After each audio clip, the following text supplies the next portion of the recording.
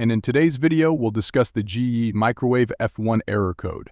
The F1 error code signifies a temperature sensor error. This issue can be caused by a faulty thermal sensor or a defective control board. To address the F1 error code, follow these steps. First, replace the thermal sensor. Unplug the microwave and gently remove it from the cabinet space, placing it on a counter. Remove the cover, vent blower assembly, grill and air duct assembly. Disconnect the wires connected to the old magnetron fuse. Remove the old fuse's mounting screws, then install the new fuse and secure it in place.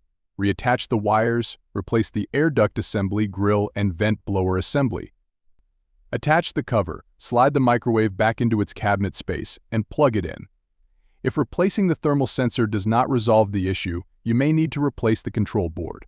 Unplug the microwave and open the door to remove the grill. Detach the control panel and disconnect the wires connected to the control board. Move the control panel to a counter and remove the ribbon connector.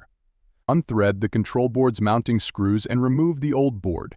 Secure the new control board using the screws, attach the ribbon connector, and connect the control panel's wires. Slide the panel into place, attach the grill, and plug in the microwave. By following these steps, you can effectively address and resolve the F1 error code on your GE microwave. Thanks for watching, and until next time.